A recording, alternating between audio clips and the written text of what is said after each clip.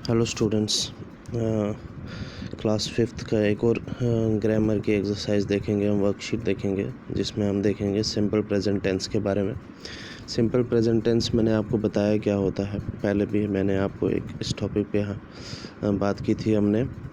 तो simple present tense फिर से रिकॉल करते हैं कि सिंपल प्रेजेंट टेंस वो होता है जिसमें कि आप एक वर्ब यूज़ करते हो किसी भी चीज़ के होने के बारे में।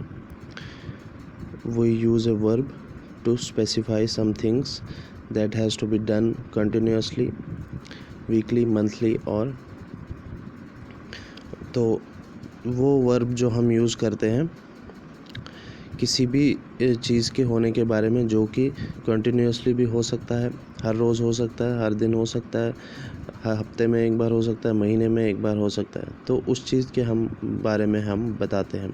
उस चीज़ के बारे में एक वर्ब यूज़ होता है जो कि हमें उस सेंटेंस के बारे में बताता है, उस काम के बारे में बताता है जो कि होने वाला है आज या कल या परसों, लेकिन वो काम जो है वो होता है। For example, I go to school every day. मैं हर रोज़ स्कूल जाता हूँ। तो ये काम जो है हम रोज़ करते हैं। तो इसमें वर्ब है गो, जो कि कुछ काम कर रहा है, वो जाता है स्कूल, तो वर्ब यूज़ होता है और बताता है कि मैं ये काम जो है, मैं स्कूल जो है वो रोज़ जाता हूँ, तो हर रोज़ ये काम हो रहा है। तो सिंपल प्रेजेंट टेंस, प्रेजेंट जो प्रेजेंट में हो रहा हो, उसमें टेंस की पहली फॉर्म यूज़ होती है, जैसे take, I take, we take, you take, he takes. जब दूसरे पर्सन के बारे में बात हो रही है तो हम वहाँ पे उस वर्ब के साथ एस लगा देते हैं, जैसे कि टेक के साथ टेक्स बना दिया, TAKES।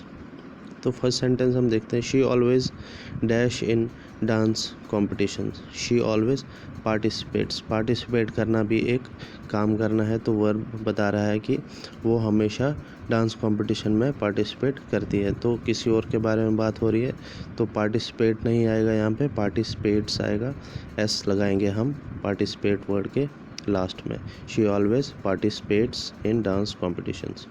Mohan dash every morning. किसी और इंसान के बारे में बात हो रही है तो मोहन जो है जॉग्स एवरी मॉर्निंग। JOGS, जॉग्स मतलब जॉगिंग करना, रनिंग करना। तो रनिंग करना भी एक काम है, तो वो ये काम जो है वो हर सुबह करता है। Mohan जॉग्स every morning. I dash in Nagpur. अब देखो यहाँ पे फिर से मैं आपको बताता हूँ, मोहन किसी और पर्सन की बात हो, किसी और इंसान की बात हो रही है, तो हमने वर्ब के साथ क्या लगाया, एस। जैसे जॉग वर्ब है, उसके साथ हमने एस लगाया। Mohan जॉग्स every morning. तो अब आई है, मेरे बारे में बात हो रही है, तो यहाँ पे हम वर्ब के साथ एस नहीं लगाते हैं, सिंपल वर्ब यूज़ करते हैं। I dash in Nagpur. I live in Nagpur. मैं नागपुर में रहता हूँ। अगर ही होता तो उसके साथ हम यूज़ करते लिव्स, क्योंकि किसी और के बारे में बात हो रही है। Sheetal dash in a multinational company. Sheetal जो है एक मल्टीनेशनल कंपनी में क्या करती है, काम करती है। तो शीतल किसी और इंसान के बारे में बात हो रही है, तो Sheetal works in a multinational company. Doctors dash that junk food be avoided. तो यहाँ पे हम यूज़ करेंगे रिकमेंड। डॉक्टर्स रिकमेंड, क्योंकि पहले ही डॉक्टर्स वर्ड यूज़ हो चुका है, एस यूज़ हो चुका है, तो इसके साथ हम यूज़ करेंगे doctors recommend that junk food be avoided. He dash angry very quickly. अब देखो यहाँ पे ही किसी और के बारे में बात हो रही है, तो he gets angry very quickly. GETS gets. My mother is a teacher, she dash English. मेरी माँ एक टीचर है, वो इंग्लिश पढ़ाती है। She teaches English. किसी और के बारे में बात हो रही है तो थर्ड पर्सन है, तो टीचेस, TEACHES, टीचेस इंग्लिश, वो इंग्लिश पढ़ाती है। Rohan is my best friend, he dash soccer. Rohan जो है मेरा बेस्ट फ्रेंड है, वो सॉकर को पसंद करता है, फुटबॉल को पसंद करता है। He likes soccer.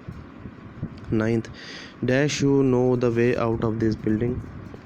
अब यहाँ पे 9th और 10th सेंटेंस आप देखो, इसमें डू या डज हमें यूज़ करना है। तो जब आई, वी, यू, ये सारे वर्ड्स हो तो उसमें हम उसके साथ हम डू यूज़ करते हैं, और जब किसी और थर्ड पर्सन, सिंगुलर पर्सन, एक अकेले पर्सन और थर्ड पर्सन की बात हो रही हो तब हम डज़ यूज़ करते हैं, DOES डज़। और जब आई यू वी हो तब हम सिर्फ डू यूज़ करते हैं। और हमेशा हम ये वर्ड्स जो है तब यूज़ करते हैं जब किसी सेंटेंस में कोई क्वेश्चन हो रहा हो, कोई क्वेश्चन पूछ रहा हो, क्वेश्चन मार्क यूज़ हो रहा हो।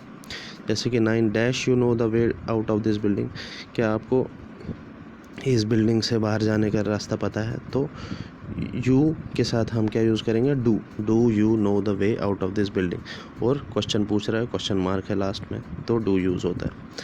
What dash your father do, third person है, सिंगुलर है, एक ही आदमी की बात हो रही है, तो हम यहाँ पे क्या यूज़ करेंगे? What does your father do. और यहाँ पे भी एक क्वेश्चन हो रहा है।